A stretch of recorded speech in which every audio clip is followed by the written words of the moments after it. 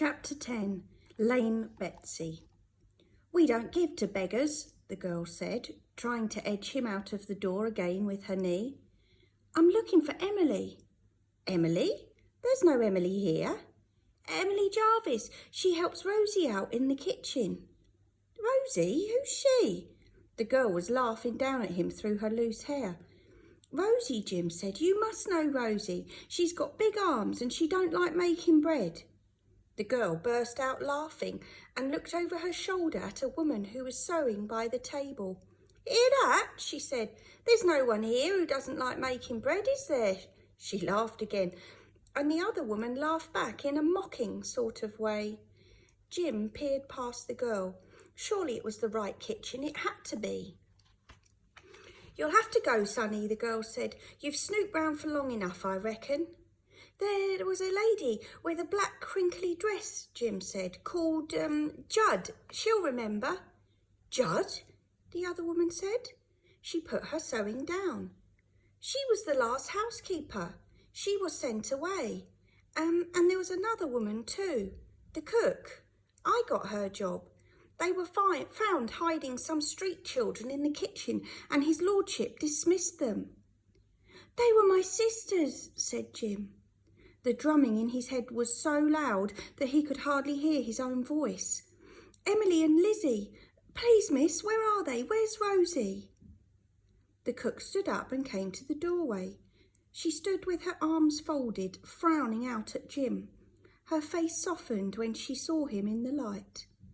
"Are they workhouse clothes?" she asked. "Please don't send me back there," Jim begged. "I wouldn't send my worst enemy there," the cook said. "You go off to bed," she said to the girl. "I'll put him on his way." The girl, who seemed to think it was all a fine joke, tweaked Jim's cap over his eye and took her candle up the side stairs that led to the servants' quarters. The cook drew Jim in and told him to sit by the fire. "Lucky for you," she said. "His lordship's away for the night. If he was here, you wouldn't set foot over this doorstep, and we'd all be off to the workhouse. And lucky for you, I've decided to stay up and get this sewing done. And don't think you can pinch anything." Jim shook his head, afraid to speak. "Don't you dare move from that spot." She put her glasses on the end of her nose and glared at Jim as he squirmed in the chair. The heat from the kitchen made him feel drowsy. He slid his hand in his pocket and felt for the last of the cheese. It had gone, and he knew that the boy sweeping the road had pinched it. He tipped the last few breadcrumbs into the palm of one hand. Without saying anything, the woman put down her sewing and ladled some stew from the big pot on the hearth. She pushed the bowlful in front of him and winked without smiling, and Jim did his best to wink back. He ate in silence, and she sewed in silence, frowning at her needle as she rethreaded it, glancing at Jim over the tops of her glasses from time to time. Gradually, he sank asleep. Sometimes during the night he woke up and heard a little soft purring sound and knew that the cook was snoring into her pile of sewing. But then she would wake up with a snort and Jim would drift away again. And at last they were both startled out of their sleep by a sharp rapping on the glass and a voice calling out, "5:30, time to be alive!" And there was the knocker-upper hobbling past the window on his morning rounds, and Jim and the cook were awake for good. She sent him out into the backyard to fetch in water and sticks, and got the fire going and a pot of water boiling on the hearth. The girl came downstairs yawning like a cat and scratched Jim's head as she passed him. "You still here?" "Oh, he's going in a minute," the cook said. "Soon as the dairy woman comes, he's on her cart and away, and he's never coming back. That right?" Jim nodded. He wished they would ask him to stay. He liked the warm kitchen and the winking cook, and most of all, he liked her warm, sweet-smelling bread. If only Emily and Lizzie were here too, this would be a fine place to stay. They heard a bell ringing out in the street, and the cook picked up a couple of jugs. "Here's Lame Betsy now." Jim followed her out to the road and up the steps. Lame Betsy was leading a knock-kneed horse from house to house, selling milk from a slopping churn on the cart. "This boy," said the cook, pushing Jim forward, "is looking for Rosie, and if I'm right, she's a friend of yours, Betsy." The dairywoman grunted and pushed her hair under her cap. She ladled milk into the cook's jugs, her breath coming thick and slow. "She's gone down in the world, Rosie Trilling has," she said. "Nice job she had here, and now she's selling whelks for her grandfather, all 'cause of a couple of street kids." "This boy's sisters they were," the cook put in, and Betsy set down the jugs and pushed her hair into her cap again. "Were they now? Doesn't seem right, does it?" she went on. "Just for helping people out like that. They were your sisters, were they? Didn't look like street kids to me." Her hair floated free again as she shook her head. Thick grey strands of it were dipping into the milk as she labelled it out of its churn. "She was a fine woman, your ma, or so Rosie said." Jim couldn't look at her. He reached up to pat the horse's bony head, and it snorted and pulled back its lips, scaring him. What happened to Emily and Lizzie? He couldn't bring himself to look at lame Betsy. He was frightened of what her answer might be. She shifted her weight from one leg to the other. "Don't ask me that, 'cause I don't know the answer," she said. "If you wants to climb on the cart, I'll take you to you, Rosie. But where them girls is, I don't know, and that's the truth." Jim scrambled up onto the cart, slippery and sour-smelling with milk. The cook said something to the kitchen girl lounging against the railings, and she ran down the steps into the kitchen. She came back up again with a small loaf in her hands. She passed it on to Jim, laughing up at his surprise. It was still warm. He tried to thank the cook with a wink, but she turned away. "Now don't you dare come back," she said. "There's nothing we can do for you here." Her voice had gone thick in her throat. "God bless you, child. I hope he takes care of you." And she hurried away without looking back at him.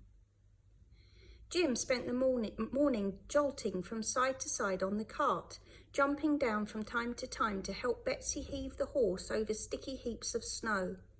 "There's my yard," Betsy grunted to him at one point, "and there's my cows. Hear them talking to each other? Like old men they are, full of wind and wisdom. Now, this is where my round finishes, but if Albert will let you, we'll carry on to the river." Jim jumped down again, and they both hauled on Albert's reins until they coaxed him past Betsy's yard and the mumbling of the cows. "Let's smell your bread, Jim," Betsy said. He had already nibbled the end of it and was keen to save the rest for his next few meals. Betsy reached out for it and took a huge bite, her loose teeth bending forward as she chewed it. "Poor old Rosie Trilling," she kept sighing in her breathy voice. "Poor old Rosie." They were coming near the river. Jim could smell it, and he could hear the gulls keening across it. The street they were in now was littered with the heads of spines of fish, and women sat on crates gossiping as they worked at their filleting. Their hands were slimy and red with fish guts. Cats and children prowled round them. A dairywoman, with her bucket slung across her shoulder, trudged past them and shouted something out at Betsy. Betsy clicked to Albert to stop. "She'll be gutting me," she grunted, "if she thinks I'm selling milk on her patch. Hop down, Jimmy, and ask her someone where Rosie Trilling lives. Someone'll know her." Jim slid down from the cart and watched lame Betsy coaxing her horse round and limping back along the street. "I could stay with her," he thought, "if I don't find Rosie. I could milk her cows for her and carry her buckets. Surely she could give me a home." He stared after her. "Betsy," he called, but she didn't hear him. She and the younger dairywoman were shouting at each other across the street, while the knock-kneed horse nosed into the muddy road and snorted at the fish heads. Jim ran down the side street. The houses backed onto the river and had boats in their yards. Their masts were rocking gently, tinkling in the early breeze. Men were edging barges out, shouting across to each other, their voices bouncing off the buildings and echoing over the water. Some women were standing, hands on hips, watching them. Jim couldn't remember what Rosie looked like anymore. In his mind, he saw a big woman with floury hands and her hair neat under a white cap, a starched apron tied over her long black dress. And there was no one here like that. The women he saw had drab shawls draped across their heads and shoulders and wore coarse dresses with raggedy hems. He listened to their voices, trying to pick one out that he recognised, but they all sounded the same. They were all shrieking against the bustling noise of the barges on the move and the screaming of the seagulls. At last he plucked up the courage to ask someone where Rosie Trilling lived. If she's in, he was told, she's at the white cottage at the bottom end. When he knocked at the door, a woman's voice shouted to him to come in, and he knew it was Rosie's. And there she was, crouching over a fire that was glowing with hot coals, coaxing the flames out of it. She was holding a twisted wire with a glistening fish skewered onto it. An old woman, wrapped in bundles of brown and grey shawls, had huddled next to her in a chair that seemed to be made out of boxes tied together. Rosie was breaking bits off the fish and feeding the old woman with it. She looked up at Jim, surprised. "The men have set off, son," she told him. "Rosie?" said Jim. His eyes stung from the smoke. He rubbed them with the backs of his hands. "Yes, I'm Rosie," she said, "and I told you." I've come about Lizzie and Emily," he said. The smoke seemed to be in his throat now, twisting down inside him. It was hard for him to breathe. I'm Jim Jarvis." "Lord bless us!" Rosie dropped the fish into the flames, where it spurted like a blue light. The old woman swore at her. "Annie's little boy?" Rosie stared at him, her hand to her mouth. Jim nodded. He bit the back of his hand to try to make the stinging in his eyes go away. He could hardly see Rosie. Now she was a brown blurred shape that was moving from the fire and coming towards him. She smelt of warmth and fish. She squatted down to his level, putting her hands on his shoulder. "Ma died a long time ago," Jim began. Rosie pressed him to her and ran her hands through his hair, hugging him as if he were a tiny child again.